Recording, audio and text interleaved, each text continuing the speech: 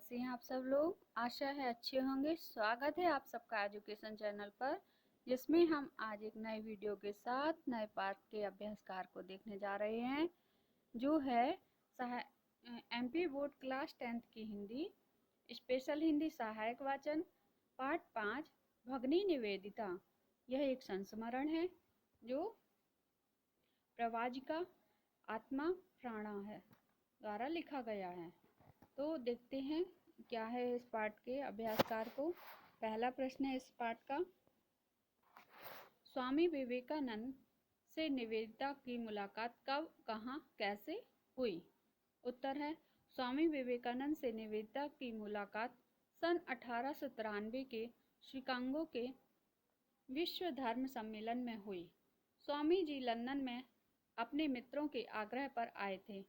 यहीं पर मार्गरेट निवेदिता ने स्वामी जी के प्रवचन सुने और अपना आदर्श माना। अगला प्रश्न है, स्वामी जी के साथ हिमालय यात्रा में निवेदिता को क्या अनुभव हुए। उत्तर है, स्वामी जी के साथ हिमालय यात्रा में निवेदिता पैदल ही चली। मार्ग में वे पटना, वाराणसी, लखनऊ, पंजाब, रावलपिंडी, बारामूला होते हुए कश्मीर पहुंचे। उन्होंने पहली बार भारत की पवित्र भूमि पर पांव रखा था।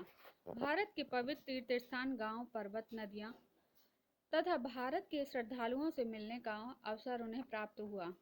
वे अमरनाथ की दुर्गम यात्रा पर स्वामी जी के साथ अकेली ही गई। इस यात्रा के पश्चात उनकी जीवन शैली में बहुत बड़ा परिवर्तन आ गया। वे स्थान स्थान पर व्याख्यान देने लगी। उन्होंने शिक्षा के उत्थान के लिए अपनी अदम्य शक्ति लगाई और निरंतर प्रयास किया कि सभी महिलाएं शिक्षित हो जाएं। उनका कहना था कि यह संपूर्ण देश हमारा है, तुम्हारा है और देश को तुम्हारी आवश्यकता है, अतः अपने मूल्यवान समय को देश के हित में लगाओ। अगला प्रश्न है, अमरनाथ यात्रा से भगिनी निवेदिता को भारत को समझने में किस प्रकार सहायता मिली। उत्तर है, अमरनाथ यात्रा से निवेदिता को भारत के रहन सहन, खान पान एवं वेशभूषा की पर्याप्त जानकारी मिली है। स्थान स्थान पर रुकने से वहाँ के लोगों की बोली और विचारों से अवगत हुई। भगिनी निवेदिता भारत के ज्ञान, दर्शन, संस्कृति व परंपराओं से परिचित हुई।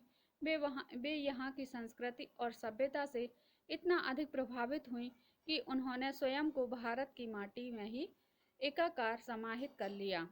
उन्होंने यहाँ महिलाओं के आचार व्यवहार व रहन सहन तथा वात्सल्यपूर्ण व्यवहार को देखा। यात्रा के दौरान उन्होंने प्रकृति का अपूर्व आनंद लिया। उनका कहना था कि भारत में जितनी शांति है उतनी अन्य कहीं नहीं है। वास्तव में इस देश की सभ्यता एवं संस्कृति दुनिया को एक नई रोशनी प्रदान करने वाली है। यहाँ के प्रत्येक दृश्य एवं संस्कार अपनी अलौकिक छटा विकीर्ण रहे हैं। अगला प्रश्न है, कलकत्ता में फैले हुए प्लेग के समय निवेदिता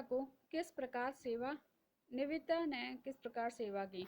उत्तर है, निवेदिता ने 13 नवंबर सन 1896 को कलकत्ता में अपने निवास स्थान के समीप एक बालिका विद्यालय की स्थापना की।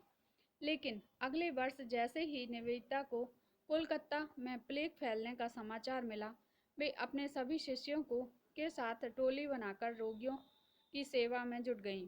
वे रात दिन भूखी प्यासी रहकर और अपनी चिंता छोड़कर रोगियों की चिकित्सा में निस्वार्थ भाव से जुटी रहती थी।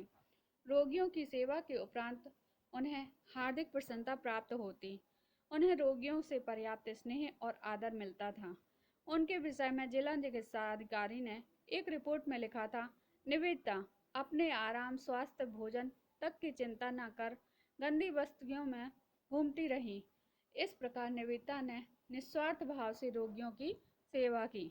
अगला प्रश्न है, स्त्री शिक्षा पर निवेदिता के विचार स्पष्ट कीजिए। उत्तर है, निवेदिता जब भारत आई उस समय उनके मन में एक विद्यालय स्थापित करने की भावना ने जन्म लिया। अतः सन 1896 में 13 नवंबर को उन्होंने अपने घर के पास बालिका विद्यालय की स्थापना की थी। माँ ने इस विद्यालय का विधिवत उद्घाटन किया। इस विद्यालय में लड़कियों को पढ़ने लिखने के अतिरिक्त चित्रकारी, मिट्टी का काम भी सिखाया जाता था। उनको इस कार्य में अपूर्व सुख और की अनुभूति होती थी। लगभग 6 माह बाद धनाभाव के कारण विद्यालय चलाने में असुविधा हुई, अतः धन संग्रह के लिए वे पुनः विदेश गईं और वहां उन्होंने देखा कि विदेशों में भारतवासियों की झूठी और घृणित तस्वीर प्रस्तुत की जा रही है। विशेषकर भारत की स्त्रियों की निंदा की जा रही है। उन्होंने स्त्रियों की उचित स्थिति को व्यक्त किया। प्रारंभ में बालिका विद्यालय में कोई भी अपनी बालिका को नहीं भेजना चाहता था, लेकिन निवेदिता ने अपनी सेवा और सरल चित्तवृत्ति के द्वारा लोगों के मन को आकर्षित किया और लोगों ने अपनी बालिकाओं को विद्यालय भेजना शुरू किया। धीरे धीरे विद्यालय बढ़ने लगा और आज यह विद्यालय सुव्यवस्थित रूप से चल रहा है।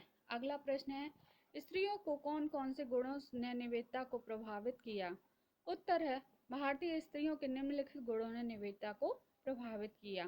पहला है ममतामयी माँ। निवेदिता ने भारत को महिलाओं को आदर्श माँ के रूप में पाया। वात्सल्य भाव की जो छवि भारत की स्त्रियों में पाई जाती है वह अन्यत्र दुर्लभ है।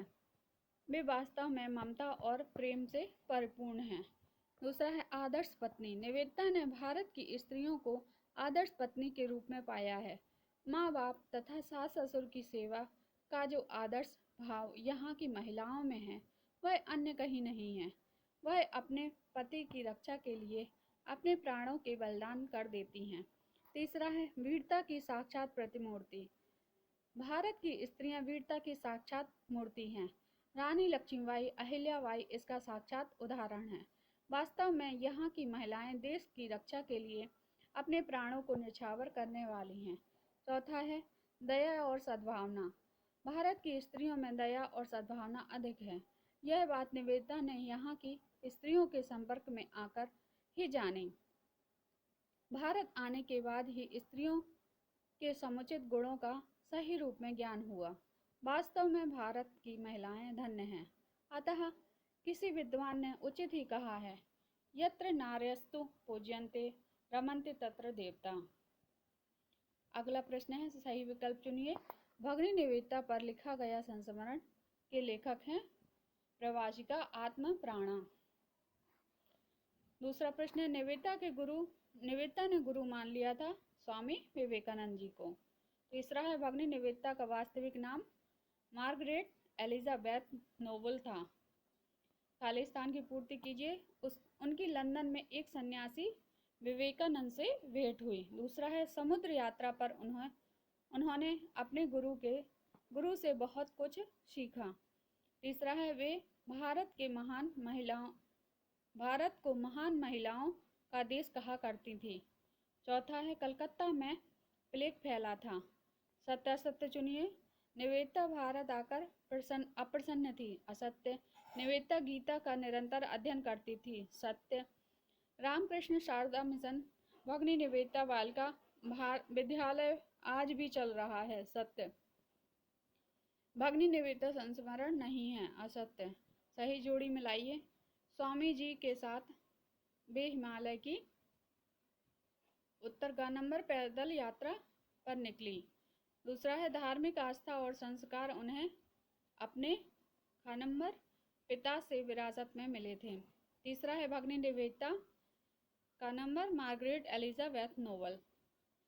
एक शब्द में उत्तर, निवेदिता का नाम क्या था? तो समर्पण। दूसरा है, शिक्षा के लिए धन एकत्र करने उन्हें कहाँ जाना पड़ा? उत्तर है, विदेश। अपने विद्यालय में उन्होंने क्या चलाना सीखा? चरखा। देखा इस पाठ के अभ्यासकार को जो भगिनी निवेदिता का है।